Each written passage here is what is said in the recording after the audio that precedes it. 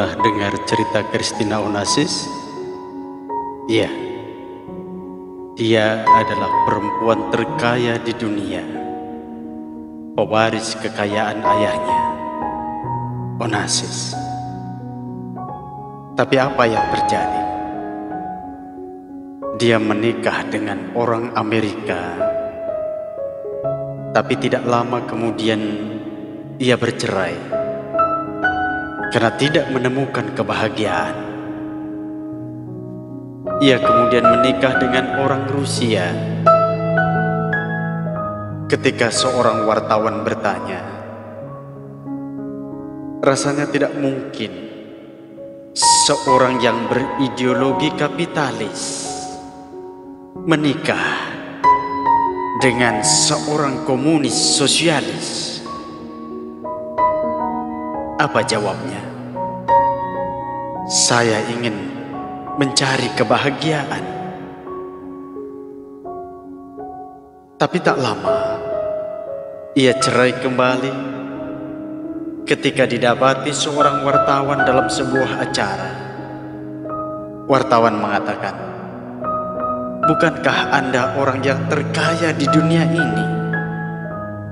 Ia menjawab, "Ya, saya orang yang terkaya sekaligus termiskin di dunia ini. Kalau parameter kebahagiaan adalah kekayaan, maka Christina Onassis lebih berhak untuk bahagia." Farid Wajid pernah berujar, "Kalau kebahagiaan bisa dibeli, saya ingin memiliki uang 1 juta pound sterling, walaupun harus menderita sakit. Separuh saya akan gunakan untuk membeli kebahagiaan, dan separuh lagi untuk berobat." Tapi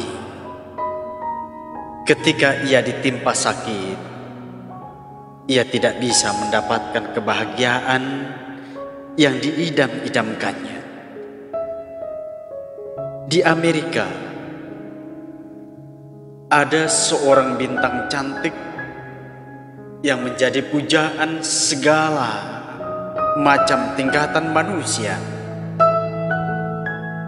Namanya Jodie Foster. Ia dilimpahi harta kekayaan yang juga melimpahi ibunya, Nyonya Foster. Tetapi perempuan separuh baya itu tidak merasakan ketenteraman dan selalu gelisah. Malah nyaris ia ingin melakukan bunuh diri. Pada suatu hari, tanpa sengaja ia membuka sebuah buku aneh yang berjudul The Glorious Quran. Membaca kalimat pertama, ia tidak mengerti maksudnya. Tetapi setelah beberapa halaman ditekuninya, ia makin tertarik dan merasakan kedamaian tanpa batas. Akhirnya dibelinya buku itu, lalu dipelajarinya dengan tekun. Sesudah yakin akan kebenarannya, ia pun lantas masuk Islam dan menikmati kedamaian yang indah di dalam Islam. Demikian pula yang dialami oleh profesor muda Miss Samiah Karberain yang dilahirkan di distrik Cambridge, Britania Raya. Iseng-iseng ia membaca beberapa halaman Al-Quran. Dengan rasa takjub, hampir ia tidak bisa percaya bahwa dalam kitab tua yang diturunkan pada abad yang ke-7 Masehi itu tercantum beberapa penjelasan yang tepat mengenai pengetahuan yang menyangkut geografi dan biologi. Karena 2 macam ilmu itu merupakan keahliannya. Akhirnya ia masuk Islam pada tahun 1978 di Masjid Kota London. Adapun Marmaduke Victal lain pula ceritanya. Ia ingin menerjemahkan Al-Quran ke dalam bahasa Inggris untuk menyebarkan kelemahan dan cacat-cacatnya. Ia lalu mempelajari bahasa Arab sampai matang. Sesudah itu dikerjakannya penerjemahan Al-Quran siang malam. Belum sampai sepertiga, ia sudah terpukau oleh keindahan Al-Quran dan keagungan makna-maknanya. Ia lantas masuk Islam dan namanya dirubah menjadi Muhammad Marmaduke Victal. Dalam pernyataan yang ditulisnya sebagai mukaddimah buku The Meaning of the Glorious Quran, ia mengatakan, buku ini telah diterjemahkan hampir kata per kata.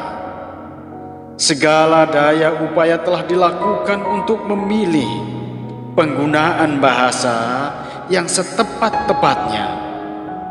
Namun, hasilnya tetap bukan Al-Quran yang mulia. Suatu simfoni yang tidak tertandingi keindahannya, yang desah nadanya saja mampu menghanyutkan manusia ke dalam simbahan air mata.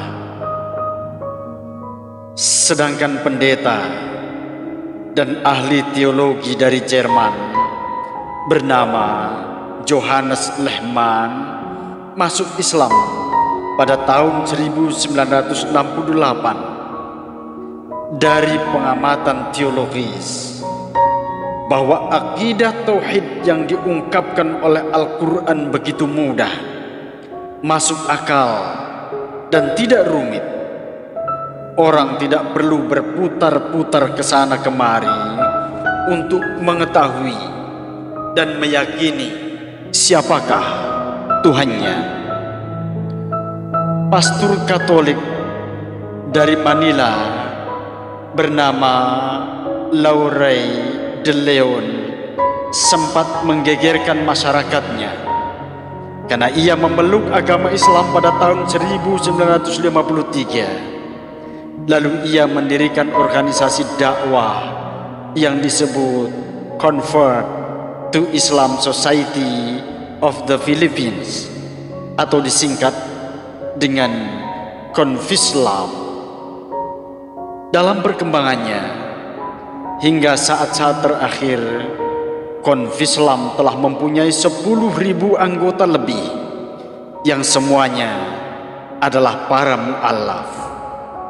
Karena di dalam Al-Quran terdapat segala masalah dibicarakan secara benar, termasuk masalah gaya tarik matahari. Stephen Browse akhirnya memutuskan untuk memilih Islam sebagai agamanya. Ia adalah sarjana elektro dari lembaga Voluntary Service Overseas London. Nona Joan Ann Gilchrist, kelahiran Fort Worth, Texas, yang tadinya di samping guru Injil pada sekolah minggu, juga pianis dan pemimpin musik pada gereja baptis di kotanya. Ia masuk Islam setelah mengenyam pendidikan Kristen Baptis fundamental selama 20 tahun dan menjadi guru Injil selama 10 tahun. Kini ia merasa bahagia sebagai muslimat dengan Al-Qur'annya. Margaret Marcus adalah wanita Yahudi yang amat fanatik.